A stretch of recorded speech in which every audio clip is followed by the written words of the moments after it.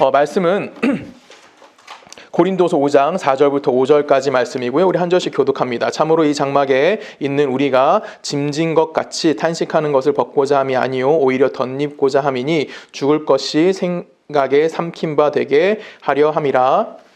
곧 이것을 우리에게 이르게 하시고 보증으로 성령을 우리에게 주신 이는 하나님이시니라. 아멘. 함께 기도하시겠습니다. 하나님 감사합니다. 하나님의 은혜 안에 이제 말씀 듣습니다. 하나님, 우리가 먼저 하나님 앞에 겸손한 자 되게 하시고 내 머리만 키워가는 예배가 되는 것이 아닌 내 마음에 또한 내 삶에 열매 맺을 수 있는 귀한 시간 되게 하실 걸 믿사오며 살아계신 예수 그리스도 이름으로 감사하며 기도했습니다. 아멘.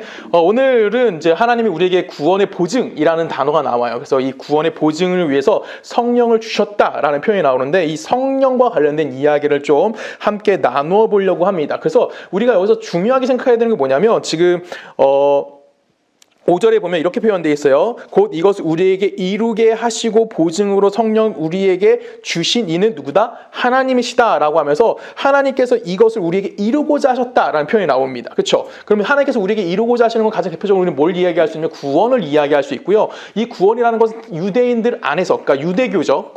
구약시대라고 하는 그 유대교 안에서는 유대인들에게만 국한되었던 문제였다는 거죠. 근데 예수로서 이 땅에 오심을 통해서 유대인에게 국한되어 있던 구원이라는 문제가 어떻게 되는 거죠? 전 인류적으로 변화되어지는 거고 그 전 인류를 구원하고자 하는 하나님의 마음을 대한 보증이 무엇으로 우리에게 확증된다는 겁니까? 성령을 주심을 통해서 우리가 그 구원에 확증할 수 있다. 구속사의 완성에 관련된 이야기를 나눌 수 있게 되었다라고 이야기하는 겁니다. 즉 성령이 우리에게 구원의 보증이 된다는 건 뭐예요? 내가 누구 혼자에서 존재하는 것이 아니라 내 안에 누가 존재한다는 겁니까? 성령이 존재한다는 거예요. 그래서 우리가 축도할 때 가장 많이 쓴다는 거 뭐죠? 내주 되시는 분, 내주 되시는 성령님의 은혜를 이렇게 표현을 씁니다. 그러면 이 내주 되신다는 건 뭐예요? 내 안에 거하시는 하나님이란 표현입니다. 그러면 내 안에 거하시는 하나님이라는 건 뭐예요? 그 하나님이 날 떠나지 않는다. 떠나지 않는 것. 그것에 대해서 이야기하는 것이 바로 성령이 우리와 함께하고 있다는 겁니다. 그래서 세상이 나를 포기할 수도 있고 내가 나를 포기할 수도 있어요. 근데 누구는 날 포기하지 않는다는 거예요. 내주하고 계시는 하나님이신 성령님께서는 나를 절대 포기하지 않으신다는 겁니다. 그래서 세상이 나를 넘어뜨린다고 할지라도 내가 넘어진다고 할지라도 내가 넘어지지 않는 존재가 될 수밖에 없는 거예요. 왜? 내 안에 누가 존재하기 때문에? 성령이 존재하기 때문에 그것이 우리들에게 이루어진다라고 성경은 우리에게 이야기하는 거, 그것이 우리에게 보증되어졌다 라는 표현을 쓰고 있는 겁니다. 그래서 이 의미를 이해하는 것이 굉장히 좀 중요하다라고 저는 생각을 합니다. 그래서 제가 여러분들 여러 번 질문 던진 적이 있긴 하지만 여러분 안에 성령이 계시다라는 것을 우리가 어떻게 확인할 수 있을까요? 우리가 그걸 먼저 해결하고 가야 되는 거예요. 여러분 안에 성령님이 존재한다는 걸 우리는 어떻게 이해할까요? 우리는 보통 성령의 충만하면은 마가다락방을 생각합니다. 마가다락방에서 그 모였던 120명의 성도들에게 성령이 하나하나씩 임하게 되죠. 그리고 그들의 혀가 뭐가 불처럼 갈라졌다. 그렇죠? 이렇게 표현됩니다. 그래서 내가 방언을 한다든가 어떤 기적을 행한다든가 어떤 능력을 행했을 때 그것이 우리가 성령 충만이라는 개념으로 생각하는 경우가 너무나 많다라는 거예요. 그렇지만 성경에서는 성령 충만을 절대 그런 식으로 이야기하고 있지는 않습니다. 어떤 하나의 현상으로서는 이야기는 해요. 성령 충만했을 때 이런 결과가 나타날 수 있다라는 것에서 이야기는 하지만 성령이 우리 안에 내주하고 있다. 즉 내가 성령과 함께하고 있다는 증거를 어떻게 확인할 수 있을까요? 우리 고린도전서로 가볼까요? 고린도서 12장입니다. 우리 한 줄씩 읽습니다. 형제들아 신령한 것에 대하여 내가 너희가 알지 못하기를 원하지 아니하노니 너희도 알거니와 너희가 이방인으로 있을 때 말 못하는 우상에게로 끄는 그대로 끌려. 자, 중요한 단어 나옵니다. 너희가 뭘로 있을 때? 이방인으로 있을 때. 그럼 지금 이방인입니까? 아닙니까? 아니죠. 그럼 그들이 누구에게 끌려다녔대요? 우상에게 끌려다녔다는 표현을 씁니다. 그리고 3절에 보면 이렇게 표현돼요. 그러므로 내가 너에게 알리노니 하나님의 영으로 말하는 자는 누구든지 예수를 저주할 자라 하지 아니하고 또 성령으로 아니하고 누군지 예수를 주시라 할 수 없느니라. 자, 그러면 성령이 우리 안에 존재하는 이유, 그 존재하는 걸 확인할 수 있는 유일한 방법은 뭐라는 거예요? 어떤 능력을 행한다는 거, 어떤 행위를 하는 것이 아니라 내가 누구를 고백할 수 있는 거야? 예수를 주라고 고백할 수 있는 자는 그 안에 누가 있다라고 이야기할 수 있는 겁니까? 성령이 존재하고 있다라는 거예요. 그러면 성령을 예수님이 우리에게 주심을 통해서 우리에게 허락되어진 놀라운 것들이 많습니다. 대표적으로 좀 읽어보기 마가복음 갑니다. 제가 읽을게요. 그냥 마가복음 16장에 보면 이게 마가복음 16장은 마가복음 마지막 절이에요. 여러분 우리 그 마지막 장이고 거의 마지막 절입니다. 이로 끝나요. 거의 이 얘기하고 끝나는데 제가 여러분들에게 마지막으로 부탁하고 싶은 게 있습니다. 우리 마가복음이라도 읽자. 네, 읽고 계시죠? 감사해요. 자, 믿는 자에게는 이런 표식이 따르리라. 자, 그럼 구원받은 자에게 뭐가 있다는 거예요? 이런 것들이 나타날 수 있다는 표현을 쓰는 거예요. 곧 그들이 내 이름으로 귀신을 쫓아내며 새 방언을 말하며 뱀을 집어올리며 무슨 독을 마시지라도 해를 받지 아니하며 병든 사람에게 손을 얹은즉 나으리라 하시더라. 자, 여러분 이것이 여러분 일상에서 일어날까요? 자, 반응들이 없어요. 그렇죠? 왜? 우리가 독 마신다고 살아나요? 성령이 있다고 내 안에? 내가 독에 중독되지 않나요? 아니고요. 그렇죠? 또 뭐라고 돼 있어요? 내가 손을 얹은 지 병이 낫습니까? 나도 안 나. 내 병도 내가 먹고 치고 있는데 무슨. 그렇죠? 또 그렇죠? 또 뭐예요? 뱀. 지나가는 벌레도 못 잡아요. 우리 북고 갔을 때 저 호출 받아서 끌려나가서 벌레 잡았었어요. 그렇죠? 눈앞에 있는 벌레도 못 잡습니다. 우리가 성령 충만하다고 이런 것들을 행한다는 건 아니라는 거예요. 근데 우리가 이걸 믿지 못한다는 거죠.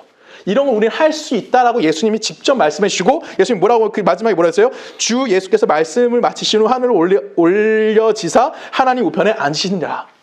그러면 예수님께서 이 말씀 마지막으로 마가복음에서 기록하는 마지막 말씀은 뭐예요? 예수님 하신 말씀은 너 뱀 잡을 수 있어. 너 병 고칠 수 있어. 즉 하나님 예수 그리스도가 이 땅에 하셨던 그 모든 능력을 누가 할 수 있다고 얘기하는 거야. 우리 모두가 행할 수 있다라는 것을 이야기하지만 우리는 내 일상에서 이런 것이 일어날 수 있다라는 것은 흔히 일어나지 않기 때문에 불가능한 일이라고 생각하는 경우도 너무나 많다라는 겁니다. 또 예수님께서 이렇게 말씀하셨어요. 죽은 자가 살아난다라는 표현도 쓰시고요. 살아서 나를 믿는 자는 영원히 죽지 않는다라는 말도 씁니다. 우리는 이 말씀 들을 때마다 모두 다 아멘이라는 표현을 씁니다. 그렇죠? 근데 솔직히 이 말씀 믿어지십니까? 라고 이야기하면 안 믿길 경우가 너무나 많다라는 거예요. 왜 그러면 우리는 그냥 글자 그대로의 내용을 그냥 우리 마음에 받아들이기에는 지금의 이성으로는 이 부분을 이해하기는 조금 애매한 부분이 있기 때문에 그렇다라는 거예요. 근데 분명히 성경에서 말하는 건 뭘까요? 이 예수님 하신 말씀은 사실로 분명히 우리 삶에 반영되어진다라고 이야기한다는 겁니다. 우리가 이 죽었다 살아나는 것에 관심이 굉장히 많습니다. 특히 예수 믿는 자들은 부활이라는 것을 가장 중요하게 생각하기 때문에 분명히 죽었다가 살아나는 것에 굉장히 관심이 많은데 이 부활이라는 개념을 우리는 어디에 국한시켜 생각할 경우가 많냐면 내 생명, 생물학적인 이 삶이 죽었다가 다시 살아나는 거예요. 만약에 조성은이 죽었다가 다시 살아났다고 칩시다. 그러면 전 유명해질까 유명하지 않을까요? 엄청 유명해질 거예요. 모든 매스컴에 와서 인터뷰할 겁니다. 4, 5세기가 어땠습니까? 정말 신이 존재했습니까? 뭐 다 물어볼 거예요. 그렇죠? 그럼 전 또 신나서 대답하면서 혼자 또 어깨 뽕 올라가 있겠죠.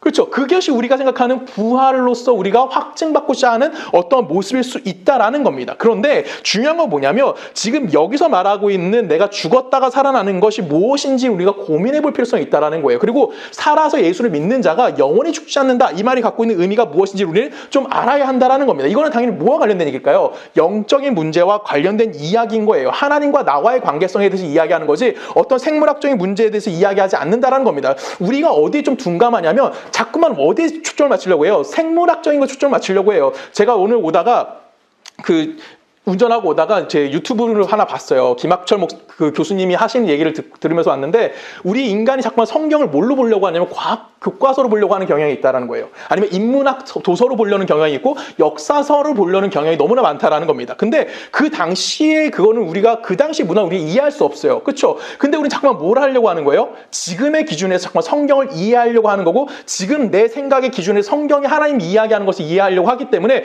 자꾸만 성경적인 뭐가 발생하는 거예요? 오류가 발생하고 있다라고 그분이 이야기하셨다라는 거죠. 저도 여기 동일합니다. 그렇죠? 제가 그분을 존경하는 건 아니에요. 그분이 굉장히 자유주의 신학자이기 때문에 그분을 존경하지는 않지만 그분이 하시는 말씀이 동의할 건 너무나 많다라는 거죠. 우리가 너무나 어떻게 생각하냐면 자꾸만 내 삶의 기준과 내 삶의 어떠한 것을 가지고 성경의 내용을 해석하려고 한다는 거죠. 근데 이것은 우리의 육체적인 것을 다루는 것일까요? 성경이? 아니에요. 성경이 다루고 있는 건 어딜 다루고 있냐면 우리 영적인 그 삶을 다루고 있다라는 겁니다. 여러분 예수 믿는 자들이기 때문에 여러분 부활하실 거 믿으십니까? 우리는 모두 다 아멘이라고 대답할 거예요. 근데 그 부활의 개념을 어디만 두고 있는 거야? 몸이 죽었다가 다시 살아나는 그 어떠한 것. 여기에만 우리가 자꾸만 뭘 두고 있냐면 부활을 갖다가 놓으려고 하고 있다라는 겁니다. 자, 우리 하나 생각해 볼까요? 자, 아담과 하와가 태초에 하나님이 천지를 창조하시고 아담과 하와를 만드십니다. 그리고 에덴 동산에 아담과 하와를 갖다 놓으시고 아담과 하와에게 뭘 명령하시죠? 야, 너 여기 있는 거 다 다스려. 근데 뭐만 하지만 선악을 알게 하는 나무의 열매를 먹지 마라고 이야기합니다. 그래서 아담과 하와가 그거 먹지 않아요. 먹지 않은 이유는 딱 하나죠. 왜? 그걸 먹으면 뭐 할 거야? 죽을 거야. 자, 아담과 하와가 안 먹고 있다가 뱀의 꼬임에 의해서 아담과 하와가 선악을 알게 하는 나무의 열매를 뭐 하게 되죠? 먹어버립니다. 질문, 죽었나요? 아담과 하와는 죽지 않았어요. 그럼 하나님 거짓말하는 자일까요? 아닌 거죠. 여기서 죽었다라는 의미가 뭘까요? 성경에서 말했던 죽음의 의미는 간단한 거예요. 누구와 누구 관계 깨진 겁니까? 하나님과 우리와의 관계가, 쉽게 말하면 하나님과 나와의 관계가 깨어지게 돼서 이제는 하나님과 교제할 수 없게 되어지는 상태, 이걸 뭐라고 표현하는 겁니다? 죽음이라고 표현하기도 하고요. 또한 죄라고도 표현하기도 하는 겁니다. 그래서 성경이 말하는 죄와 성경이 말하는 죽음의 상태는 내가 누구와 관계없는 삶을 사는 거야? 하나님과 관계없는 삶을 살아갈 수밖에 없게 되어지는 겁니다. 이거에 대한 증거를 우리가 확인해 볼 수 있겠죠. 우리 창세기 말씀을 읽어볼까요? 창세기 2장 25절이에요. 2장 마지막 절입니다. 이렇게 표현합니다. 아담과 그의 아내 두 사람이 벌거벗었으나 부끄러워하지 아니하였다. 아담과 하와가 뭐 하지 않았대요? 부끄러워하지 않았대요. 옷을 입고 있지 않았음에도 불구하고 그냥 부끄러워하지 않았다는 건 뭘까요? 그들이 그냥 성적인 어떤 그런 뭐랄까요? 그런 성적인 매력이기 때문에 부끄러워하지 않았다는 표현을 쓰는 것이 아니에요. 이들이 선악을 알게 하는 나무 열매를 먹자마자 했던 행위가 뭐였죠? 한 행위가 뭐였어요? 그쵸? 그들이 나뭇잎으로 옷을 만들어서 입었다라는 거예요. 왜 그랬을까요? 그러면 이들이 무언가 깨져버렸다라는 겁니다. 그쵸? 그리고 또 이렇게 나와 10절에 보면 또 이렇게 3장 10절 읽어볼까요? 3장 10절에 보면은 이르되 내가 동산에서 하나님의 소리를 듣고 내가 벗었으므로 두려워하여 숨었습니다 라고 표현했습니다. 자, 하나님이 아담을 찾습니다. 아담아 네가 어딨냐? 라고 찾을 때 아담이 뭐라고 대답하는 게 정상이에요. 자, 제가 질문 하나 해볼게요. 유리야, 요번에 어디가? 미국이요. 그치, 이게 맞는 거예요. 근데 미국이요라고 대답하지 않고 내가 뭐 때문에 무엇을 해서 이렇게 했고 이렇게 됐어요 라고 핑계를 대고 있다는 거죠.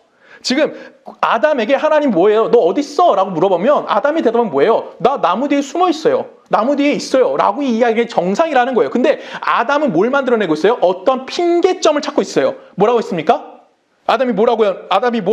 내가 뭐 했으므로? 벗었으므로 두려워해서 숨었다라는 표현을 쓰는 거예요. 내가 그냥 나무 뒤에 있어라고 얘기하는 것이 아니라 이제는 내가 뭐가 깨진 거야? 하나님과 내가 깨져 있다라는 관계가 깨짐을 통해서 벗었다는 걸 인식하게 되어지는 거고요. 그걸 인식했다는 건 뭐예요? 하나님의 영광이 이제 자기 몸에서 뭐 해줬다는 거야? 사라졌음을 인식했기 때문에 그것을 막기 위해서 뭐 한 거야? 나뭇잎으로 옷을 만들어 입을 수밖에 없게 되었다라는 겁니다. 즉 이 아담이 죽었다라는 표현은 결론적으로 뭐에 대해서 이야기하는 거야? 하나님과의 관계가 완전히 깨어지게 되었다라는 거죠. 그래서 아담이 뭐 한 겁니까? 죽었다라는 표현을 쓰는 거고, 여러분은 살아있는 자입니까? 죽은 자입니까?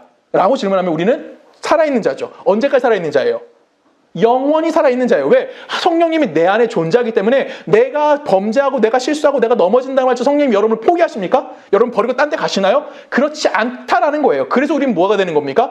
영원히 살 수 있다라고 이야기하는 겁니다. 예수가 살아서 나를 믿는 자는 영원히 산다는 것은 이 신체가 영원히 산다고 이야기하는 것이 아니라 내 영이 뭐 하는 거야? 이제는 하나님과의 회복된 관계를 유지하면서 그 삶이 영원성을 가지고 살아갈 것이다라고 이야기하는 거예요. 근데 이 부분에서 우리는 하나도 안 놀래. 왜 안 놀래요? 전혀 관심 없거든요. 그쪽에. 우리는 어디에만 관심 있어? 육적인 그 어떠함에만 관심 있다라는 거예요. 내 영이 죽었어. 내 영이 살았어. 근데 당장 눈에 보이는 거는 없다라는 거죠. 그래서 우리는 여기서 놀라지 않는다라는 거예요. 근데 성경이 우리에게 끊임없이 이야기하고는 뭐에 대해서 얘기하는 걸까요? 너의 영적인 상태에 관련된 이야기를 끊임없이 하고 있는 거고, 내가 그 예수를 믿는다는 것이 얼마나 큰 뭐라고 표현할까요? 큰 기적인지에 대해서 성경은 끊임없이 우리들에게 이야기해주고 있다라는 겁니다. 그래서 우리가 구원을 어떻게 확신할 수 있느냐, 성령이 내 안에 있는 걸 어떻게 확신할 수 있느냐라고 질문을 던지며, 내가 어떤 감정적이라든가 어떤 그 눈에 드러나는 뭐 때문에 되는 것이 아니라 내가 뭘 인식할 수 있는 거야? 하나님이 누구신지를 인식하는 단계에 올라가게 되어지는 것이 우리가 갖고 있는 뭐라고 표현할 수 있는 겁니까? 구원의 확신이라고 이야기할 수 있는 거예요. 제가 구원의 확신을 이야기할 때마다 항상 이야기하는 사람이 한 명 등장합니다. 누구죠? 장님이었다가 예수님 때문에 눈을 뜬 자였어요. 그렇죠? 이 장님이 태어날 때부터 장님이라고 성경을 기록합니다. 근데 이 장님이 자꾸만 태어날 때부터 장님이었음에도 불구하고 예수를 만나고 눈을 뜬 거야. 사람들이 소요가 일어난 거예요. 그래서 바리새인들이 이 사람한테 가서 야, 네가 진짜 장님이었어? 라고 따지는 장면이 등장합니다. 이때 이 사람이 뭐라고 대답합니까? 내가 예수가 죄인이고 예수가 신인 건 모르겠어. 근데 확실한 건 뭐다? 내가 보지 못하는 자였다가 지금은 보는 자가 되었다라고 이야기해요. 이해 가십니까? 여기서 우리가 확신할 수 있는 구원의 확신이라는 건 뭘 얘기하는 걸까요? 내가 하나님이 누구인지 모르고 있던 장님의 상태였다가 이제는 내가 누구를 인식하는 상태가 된 거야? 하나님을 인식하는 상태가 되었다는 거예요. 이 장님이 눈을 뜨자마자 이 세상 만사를 다 이해할 수 있었을까요? 저게 꽃이구나, 저게 뭐구나, 저게 뭐구나 다 이해했을까요? 전혀 이해하지 못해요. 근데 이제 내가 뭐 하는 거야? 본다라는 거예요. 구원받은 자도 동일한 겁니다. 내가 예수를 믿음을 통해서 이제 누구를 인식하게 되는 거야? 하나님이란 존재를 인식하는 사람이 됐다라는 거죠. 근데 내가 하나님에 대해서 다 알까요? 몰라요. 그쵸? 내가 정확하게 하나님 누구고 하나님 무엇이고 하나님의 뜻이 무엇인지 전혀 알지 못하지만 이제는 내가 누구를 인식하는 단계에 된 거야. 장님이 눈을 떠서 세상을 보는 것과 동일하게 하나님을 인식할 수 있게 되어지는 거고, 이거는 누굴 통해서만 이루어질 수 있는 겁니까? 성령이 내 안에 들어와야지만 뭐 할 수 있는 거예요? 인식할 수 있게 되어진다라는 겁니다. 그것이 지금 우리가 구원받았다는 뭐가 되는 거예요? 증거가 되어질 수 있다라는 겁니다. 즉 성령이 내 안에 존재함을 통해서 내가 누구를 인식하게 되는 거야? 하나님이라는 분을 인식할 수 있게 되어졌다라는 것입니다. 내가 방언을 하는 건다던가 내가 누군가의 병을 고치는 것이 때문에 성령이 내 안에 존재하는 것이 아니라, 성령이 존재하는 이유는 뭡니까? 내가 누구를 인식하게 만드는 거예요? 하나님을 인식하게 만들어 주는 거예요. 우리 고린도전서 말씀 읽어볼까요? 고린도전서 2장 갑니다. 2장 12절 한 절씩 교독할까요? 우리가 세상의 영을 받지 아니하고 오직 하나님부터 온 영을 받았으니 이는 우리로 하여금 하나님께서 우리에게 은혜를 주신 것들을 알게 하려 하심이라. 우리가 이것을 말하거니와 사람의 지혜가 가르친 말로 아니었고 오직 성령께서 가르치신 것으로 하니 영적인 일은 영적인 것으로. 자, 오직 성령께서 뭐 하시는 걸로요?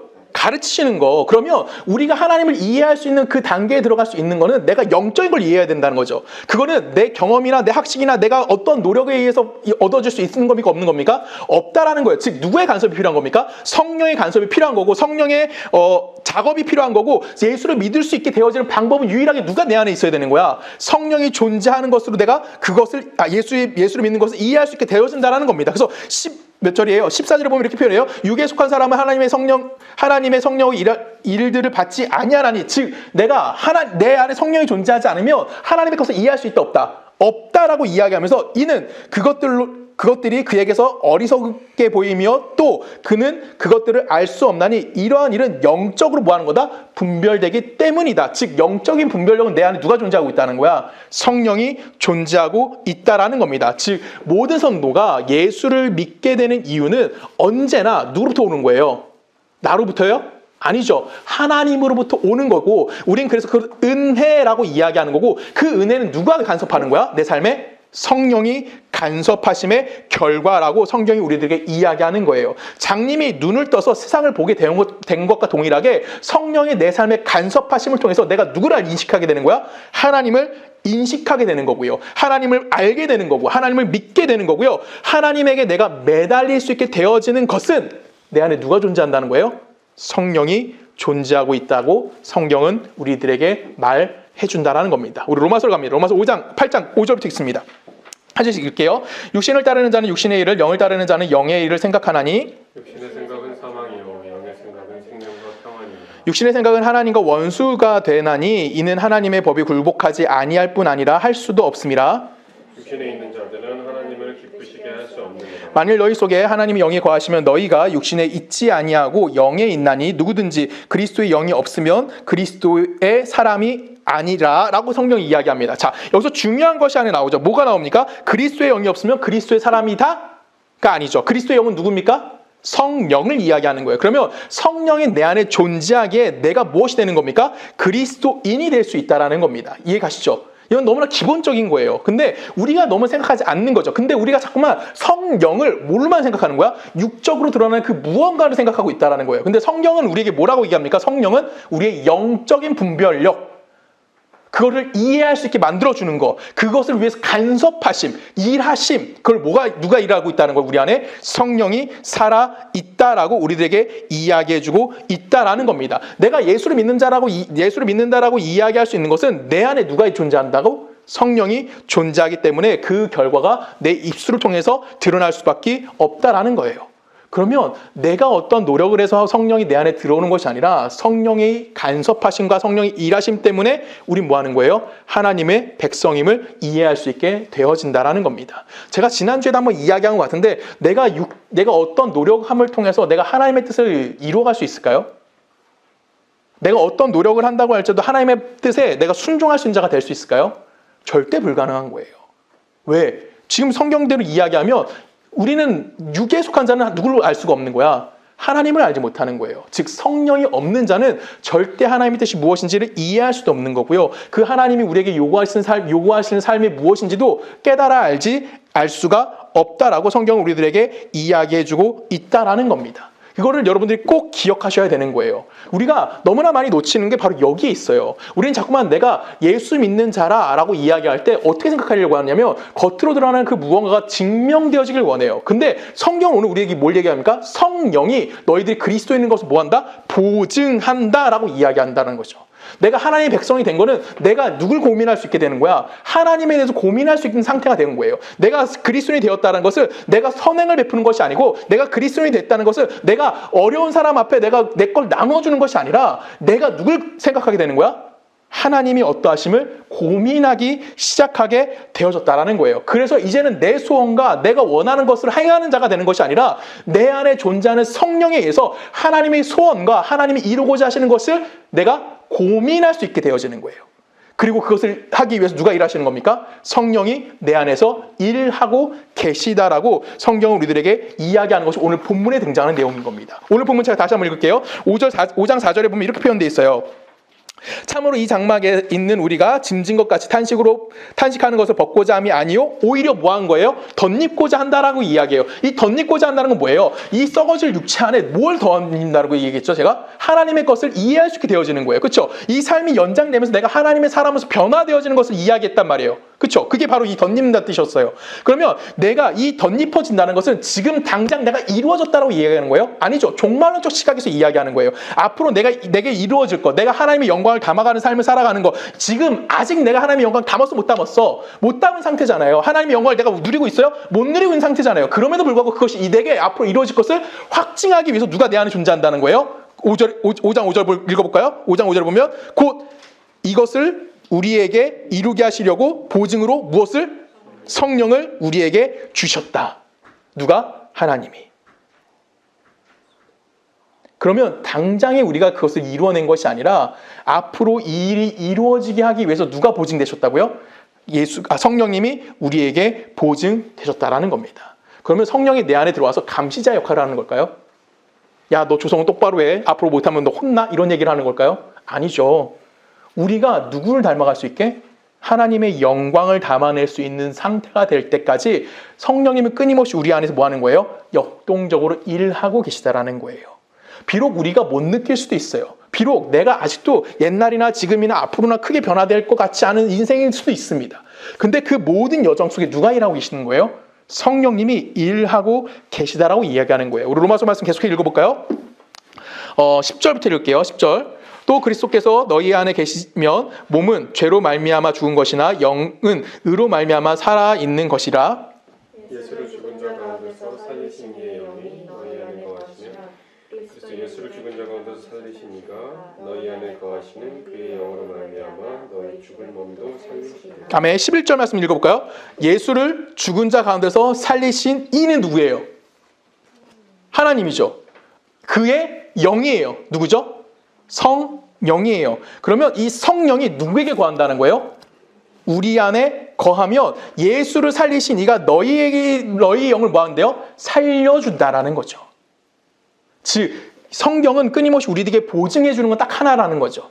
네가 그리스도인이야? 네가 예수를 믿었어? 그럼 네 안에 누가 존재하는 거야? 성령이 존재하는 거고, 그 성령이 너의 삶을 뭐 하는 거야? 이끌어갈 거야. 그럼 너 그 삶의 이끌림을 받으면서 뭐 하는 자가 되는 거야? 하나님의 영광을 담아내는 자가 되어진다라는 거죠. 그러면 우리가 조금 성령에 대해서 뭐라고 얘기할까요? 좀 이렇게 좀 평가를 좀 낮게 평가하면 누구의 일꾼이 되는 거예요? 성령은 하나님의 일꾼이 되어주시는 거예요. 같은 하나님이에요, 여러분. 그 상하 관계 없어요. 근데 우리가 그냥 이해하기 쉽게 하나님의 뜻을 이루어지기 위해서, 어디에서? 내 안에서 이루어지기 위해서 누가 일하시는 거야? 하나님의 일꾼으로 성령이 그 일을 뭐하고 계시다는 겁니까? 행하고 계시다라고 이야기하는 거예요. 근데 그것은 어떻게 완성되는 거야? 하나님이 약속해 주실 거, 그건 뭐예요? 구원의 완성, 즉 성화의 완성의 단계까지 내가 도달할 수 있도록 성령님이 내 속에서 뭐 하시는 겁니까? 끊임없이 단련해 주신다는 거예요. 끊임없이 내게 가르쳐 주시는 거고요. 끊임없이 내 삶에서 역사하고 계시다라는 겁니다. 비록 아직까지 우리는 뭐 하고 있어? 죄 짓고 있잖아. 아직까지 난 실패하고 있고, 아직까지 나는 세상을 따라가고 있잖아요.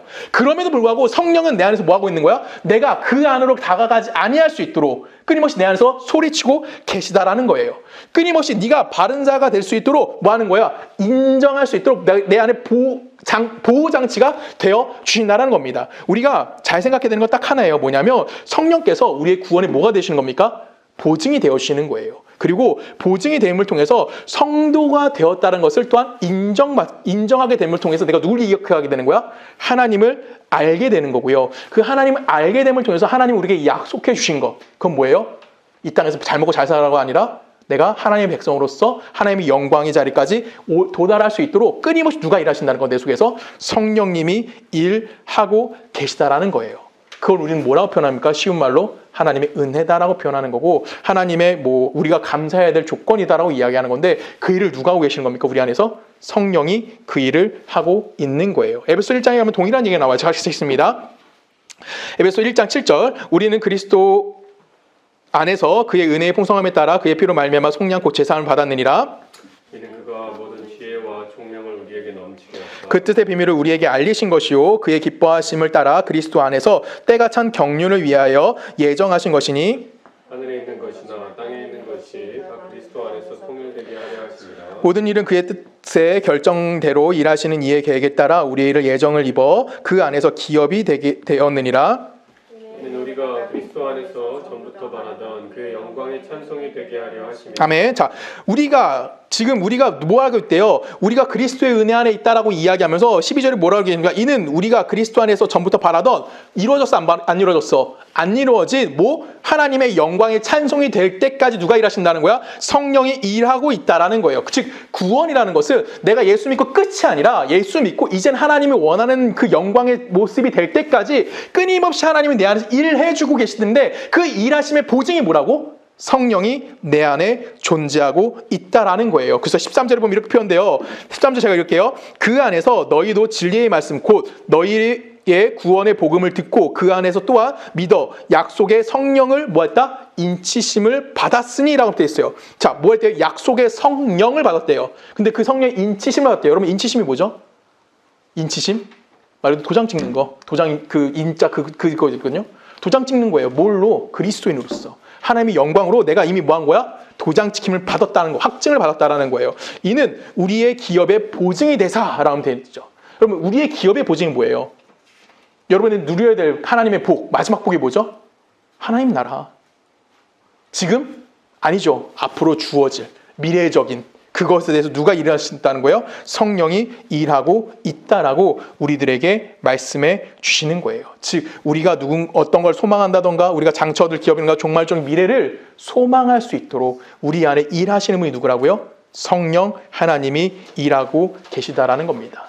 그것을 기필코 이루시겠다는 하나님의 의지가 성령으로 우리 안에 있다라는 거예요. 여러분 구원 받으셨습니까? 다 아멘하실 거예요. 그렇죠? 우린 구원받았고요. 우리는 성도답게 살아갈 수 있도록 하나님을 알게 해주셨습니다. 맞죠? 이건 하나님이 우리에게 주신 약속일까요? 아니죠. 이미 누리고 있는 거예요. 이거는 하나님이 우리에게 주신 약속은요, 하나님 나라는 거예요. 그 이상의 가치를 우리가 가지고 있어야 한다라는 겁니다. 하나님을 누리며 살아가는 것은 약속이 아니에요. 우리에게 이미 주어진 복이에요. 우리만 누릴 수 있는 복인 거예요. 근데 우리는 어딜 또한 소망하는 거야? 하나님 나라를 소망하는 자로서의 삶을 살아가고 있는 거고, 이 소망에 대한 최종적인 그 확증을 누굴 통해서 우리에게 주신다는 겁니까? 성령을 주심을 통해서 우리 안에서 그것이 이루어질 수 있다는 것을 확인시켜 주시는 것이 하나님의 일하시는 방법이라고 성경 우리들에게 이야기하는 겁니다. 우리는 이 땅을 살아가면서 끊임없이 세상의 유혹을 받을 거예요. 그렇죠? 그렇죠. 세상의 유혹을 받을 거고요. 그때 우리는 세상의 유혹 속에 이길 자신 솔직히 없습니다. 저 목사예요. 제가 목사로 살아가면서 세상의 유혹을 이기는 적이 몇 번이나 있을까요? 10번 중에, 10번 너무 확률이 10%까지 올라가네. 한 번만 해도 1000번 중에 제가 몇 번 이길 수 있을까요? 세상의 유혹을 이길 수 있는 방법. 솔직히 한두 번일 거예요. 그렇죠? 우린 뭐 저랑 여러분이 다를까요? 오히려 여러분은 저보다 더 잘 이겨낼 수도 있어요. 그렇지 않을까요? 뭐 목사라고 특별한 거 아니에요. 똑같아요. 똑같이 삼시세끼 먹고 똑같이 생각하고 똑같은 맨날 유튜브 보고 똑같아요. 다른 거 하나도 없어요. 그냥 설교만 준비한다는 뿐이지. 그렇죠?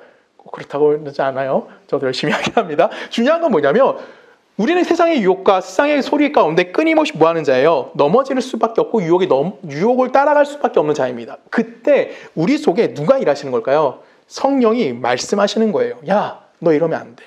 내가 자꾸만 죄를 짓고 있다는 생각을 들게 하는 거예요. 제가 예전에도 한번 예를 든 적이 있어요. 어떤 사람이 교회를 다니다가 골프가 너무 치고 싶은 거야. 골프장에 갔어요. 골프 칠 수 있어, 주일날. 그렇죠? 주일날 골프 치러 가는 게 제일 많아요. 왜냐면 사람들 맞춰가야 되니까. 그래서 주일날 예배 빠지고 골프장 갔어요. 몇 번을 갑니다. 가다 보니까 주일날만 계속 골프장 가는 게 정말 마음에 찔림이 생기는 거죠. 이게 누가 있다는 거예요, 우리 안에? 성령이 있다는 거예요.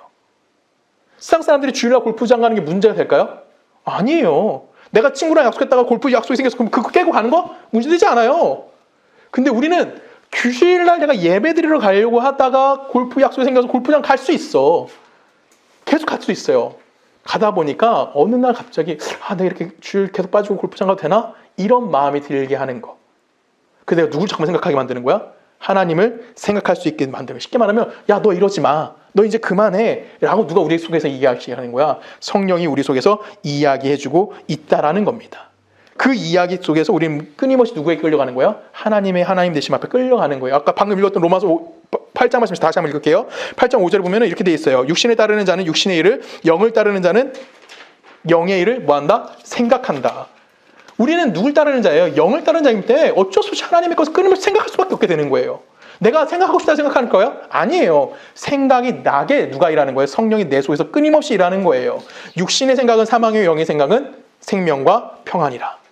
내가 누굴 따라가는 겁니까? 하나님의 영원한 나라를 따라가는 삶을 살게 되어진다라는 겁니다. 우리 안에는 육의 생각도 있고요, 영의 생각도 있습니다. 이 두 가지가 끊임없이 발현을 해요. 그리고 이 발현 속에서 우리는 언제나 성도로서 내가 어떻게 살아야 될지 고민합니다. 그리고 내가 아까 누누이 얘기했지만 우리는 어느 쪽에 설지 고민해요. 어느 때는 세상 편에 설 때도 있고요, 어느 때는 하나님 편에 설 때도 있습니다. 그렇죠? 우리는 그리고 또 돌아와서 뭐하죠? 하나님 용서해 주세요. 또 회개기도 합니다. 이것이 우리는 어떻게 되고 있어요? 지금 반복적으로 이루어지고 있어요. 그렇죠? 이거는 어느 날 하루만 반복되는 게 아니라 매일의 삶 속에서 우리는 이 반복을 경험하고 있는 거예요. 오늘 본문이 이야기해 주는 것이 바로 여기 있다라는 겁니다. 네가 실패했어, 네가 망했어, 네가 하나님 앞에 죄졌어, 네가 성령을 떠난 자처럼 행동했어. 그럼에도 불구하고 누가 보증되신다고요? 성령이 보증이 됐다라는 거예요. 네가 그리스도인답지 않아? 그럼에도 불구하고 누가 보증된다고? 성령이 너는 그리스도인이라고 뭐 해준다고요? 보증한다고. 왜? 성령이 우리 안에서 우리가 하나님의 영광이 찬양이 되는 자리까지 모아주기 때문에 이끌어 가 주실 거기 때문에 그렇다라는 겁니다. 내가 세상을 따라가면 성령의 발언이 더 세질 거예요. 그렇죠? 내 마음에 자꾸만 죄책감이 들 거고 내 마음에 이거 돌이켜야 하는 마음이 들 겁니다. 내가 하나님의 것을 따라가다 보면요, 성령의 말씀 줄어들 거예요. 왜? 이미 나는 누구를 잘 따라가고 있으니까 하나님의 것을 잘 따라가고 있다는 거죠. 여러분 다 경험하셨을 겁니다. 그렇죠? 교회 생활 열심히 할 때, 신앙생활 열심히 할 때랑 그렇지 않을 때, 내 마음에 드는 그 불안감이라는 표현 좀 그렇지만 뭐라고 할까요? 찝찝함. 정답이네요. 그 찝찝함의 자리가 분명히 존재합니다. 왜 그러냐면 성령이 계시기 때문에 그런 거예요. 그게 누가 보증한다고요? 성령이 우리가 그리스도인이라는 것을 보증하고 있다라는 겁니다. 내가 신앙생활을 처음에 시작했을 때 우리가 하나님 기뻐하시는 일이 뭔지 모릅니다. 근데 신앙이 성장함에 따라서 우리는 뭐 하게 되는 거예요? 점점 세상을 멀리하게 되는 거고요. 누구와 가까워지는 거예요? 하나님과 가까워지는 삶을 살아가게 되어지는 겁니다. 그때 하나님이 우리에게 뭐 하시는 걸까요? 요구하시는 거예요. 성령을 통해서. 어떻게? 그리스도의 다음을. 여러분, 구원 받자마자 어느 날 내가 한 20살 때 교회 갔다고 칩시다. 찬양해 줘서 교회 올 수도 있고요, 뭐 자매나 형제가 줘서 교회 올 수도 있어요. 와서 내가 예수를 만났다고 칩시다. 근데 그때 바로 하나님이 너에게 뭐 어떤 거룩함을 요구하시나요? 갑자기 막 내가 대학교 다니고 있다가 갑자기 내가 성령의 은혜를 받고 내가 갑자기 신학대학으로 편입을 하고 내가 선교사로 일어나요? 그런 경우도 있긴 할 거예요. 근데 우리 일반적으로 보자는 거죠. 일반적으로 우리는 어때요? 그냥 일상을 살아갑니다. 그리고 우리 일상이 달라진 건 뭐야? 주일날 교회 오는 거 하나 달라지는 거예요. 전혀 달라지지 않아요. 내가 세상에서 똑같이 놀고 세상의 방법을 똑같이 살아갑니다. 그러다가 신앙이 좀 성장하면요, 하나님 나에게 요구하기 시작하시는 거예요. 뭘? 그리스도인 다음을 요구하시는 겁니다. 우리는 지금 그 단계쯤 와 있다고 저는 생각을 해요. 우리 서초동교회 다니시는 분들은 이미 신앙생활 다 오래되셨기 분들이기 때문에 이미 그리스도인 다음을 요구하기 때문에 자꾸만 마음에 찜찜함이 계속 생기는 거예요. 내가 못하고 있구나. 잘할지 못하고 있구나. 근데 그것이 뭘 만들어주는 겁니까? 내가 그리스도인 다음을 이룰 수 있도록 성령이 내 안에서 끊임없이 일하고 계시다라는 하나의 증거라는 겁니다. 에베소서 4장 3절에 30절에 보면 하나님의 성령을 근심하게 하지 말라. 그 안에서 너희가 구원의 날까지 인치심을 받았느니라. 성령이 근심하게 하지 말래요. 그렇죠? 우리에게 뭘 요구하는 겁니까? 이해 가시죠? 성령이 우리와 함께 하시기 때문에 우리 왜요? 당신의 백성을 성장시키기 위해서 우리 안에서 일하고 계시다라는 거예요. 데스토 읽을까요? 로마서 8장 26절에 보면은 이와 같이 성령이 우리의 연약함을 도우시나니 너무나 편하죠. 아멘이시지 않습니까? 누가? 성령도 우리의 연약함을 도우시나니 우리는 마땅히 기도할 바를 알지 못하나 여러분, 이 말씀 이제 좀 이해하실 거예요. 알지 못하나 오직 성령이 말할 수 없는 탄식으로 우리를 친히 간구하시니라. 여러분, 여기서 마땅히 기도할 바를 알지 못한다면 내가 뭘 기도하지? 이런 멍 때리는 거 아닌 거 알죠? 내가 그리스도인다움을 이뤄가고 있다라는 거예요. 그리스도인을 못 이루고 있다는 얘기예요. 근데 누가 탄식한다고? 성령이 탄식한다고. 그래서 우리를 위해서 뭐 한다고? 기도해 주신다고. 뭐 하기 위해서? 하나님의 영광의 찬양이 되게 만들어주시기 위해서 누가? 성령이 직접 기도하시겠다고. 근데 그 기도 누구 기도야? 내 기도야. 내 안에서 일어나는 하나님의 기도라고요. 내 안에서 발현되어지는 하나님의 기도의 응답이라고요. 그걸 내가 뭐 하고 있는 거야? 기도를 받고 있다라고 성경이 이야기하는 거예요. 내가 넘어질까 봐 성령이 내 안에서 이미 하나님께 뭐 하는 거야? 탄식하며 기도하고 있다고요. 여러분 인생은 그 성령을 갖고 있는 인생인 겁니다. 성령이 내 안에 오셨기 때문에 뭐 할 수 있는 거예요? 성령이 기도하는 거고 그 기도는 내 몫이 되어지는 겁니다. 내가 죄 짓는다고 성령이 날 떠나시지 않습니다. 내가 하나님과 원수 되어지는 행동을 한다고 할지라도 성령이 여러분들을 버리지 않아요. 성령은 언제까지나 뭐 하시는 겁니까? 우리가 우리 안에서 구원이 완성되는 그날까지 우리 안에 계시다라는 거예요. 왜? 지금 당장의 문제를 해결해 주시기 위해 성령이 계신 것이 아니라 성령이 왜 계신 겁니까? 우리에게 약속된 하나님의 나라. 우리에게 영원한 약속을 이루기 위해서 보증됨을 통해서 우리에게 보내주신 하나님의 일꾼이기 때문에 그래요. 우리가 그것에 실패하지 않도록 누가 일하시는 겁니까? 성령을 하나님께서 우리에게 보내주셨다라는 겁니다. 우리 안에 이제 충분히 옛사람의 구습이나 아니면 새사람과의 일어나는 그 모습 가운데 끊임없이 싸움이 일어날 겁니다. 그때 우리는 뭐 할 거예요? 아파할 거고요. 실패할 거고요. 또 좌절할 겁니다. 근데 그걸 두려워하지 말라는 거예요. 너무나 당연하다는 겁니다. 내가 세상을 쫓아가는 거 너무나 당연한 거예요. 왜? 우리는 그 삶을 살았잖아요. 그 삶에서 내가 100% 확 벗어날 수 있어요? 없다라고요. 왜? 우린 사람이기 때문에. 그래서 그것을 위해서 누가 일하시는 겁니까? 성령이 오늘도 일하고 계시는 거예요. 어느 날 이만큼 내가 전진해 있고요. 어느 날 내가 이만큼 하나님의 말씀 순종하고 있고요. 어느 날 내가 하나님의 요구가 무엇인지를 이해하기 시작한 거예요. 그래서 이제는 내가 하나님의 영광으로 채워지는 인생을 살아갈 수 있게 만들어주시는 거. 그것이 누구의 인생인 겁니까? 우리 그리스도인들의 인생인 거예요. 하나님께서 여러분들에게 뭘 주신 거예요? 오늘이라는 현실을 매일같이 허락해 주시는 거예요. 그 현실 속에서 실패해 보라는 겁니다. 여러분, 하나님 믿는다고 하나 배웠다고 내가 100개까지 다 알 수 있습니까? 아니에요. 우리는 매일 실패하면서 뭘 배우는 거예요? 하나님의 어떠하심을 배우고 가는 거예요. 하나님의 일하심을 배워가는 거예요. 그래서 여러분 실패 부정적으로 생각하지 마십시오. 우리가 넘어지는 거, 내가 하나님 배신하는 거, 하나님 앞에 내가 잘못되는 거 걱정하지 마십시오. 우리 안에 누가 일하십니까? 성령이 쉬지도 않고 일하고 계시는 거예요. 뭐 하는 모습으로? 우리의 연약함을 도우시기 위해서. 우리를 위해서 탄식하는 마음으로 누구에게 기도하시는 겁니까? 하나님에게 기도해 주시는 거예요. 언제까지? 마침내 우리가 하나님 앞에 서는 그날까지. 그리고 그때 하나님 우리를 향해서 뭐라고 말씀하실까요? 잘했어. 우리 달란트 비유에 나오는 그 있죠. 잘했다, 충성된 종아. 그 말씀하는 제까지 우리를 뭐 하시는 겁니까? 하나님이 이끌어 가신다라는 겁니다. 그래서 우리는 하나님 앞에 좀 지혜로울 필요가 있습니다. 우리는 성경을 읽으면서 내 삶에 약간 분발을 해야 된다는 것을 좀 기억하셨으면 좋겠습니다. 그리고 그 삶을 통해서 내가 실패한 거 그럴 수 있어요. 근데 다시 돌아가지 말아야죠.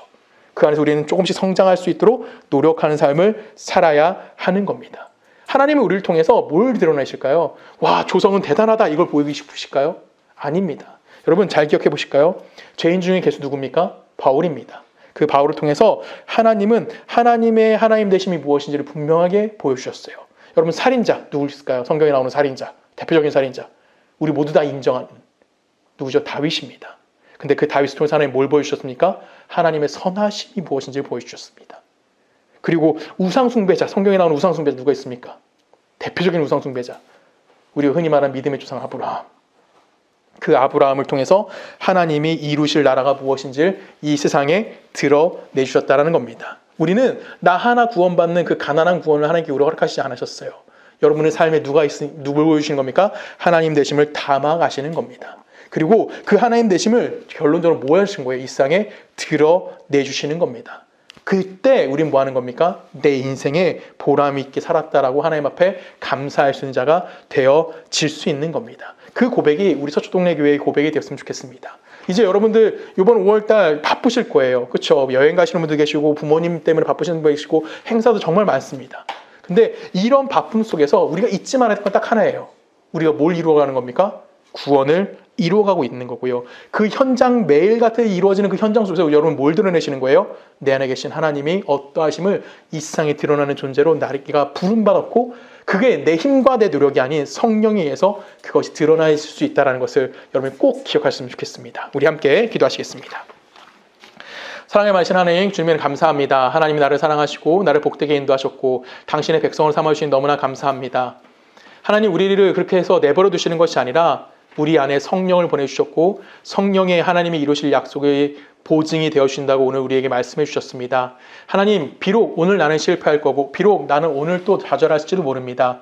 하지만 성령이 내 안에서 끊임없이 일하심을 통하여 하나님이 이루고자 하시는 그 뜻, 하나님의 영광이 찬송이 되는 그 자리까지 우리를 이끌어 가신다는 것을 잊지 않게 하여 주시고 그 안에 내가 감사하게 하여 주시고 오늘 하루의 삶에 책임을 다할 수 있는 우리 서초동료교회 모든 성도들이 될 수 있도록 우리와 함께하여 주시옵소서. 이제는 우주 예수 그리스도의 은혜와 성부 하나님의 사랑과 성령님의 내주되심이 하나님의 백성으로서 오늘 하루의 책임감을 지며 그리스도인 다음을 이 세상 가운데 드러내기를 소원하는 우리 서초동료교회 모든 성도님들의 삶과 그들의 가정과 그들의 직장과 그들이 살고 있는 모든 나라 가운데 지금부터 영원히 함께 하시기를 간절히 축원하옵나이다.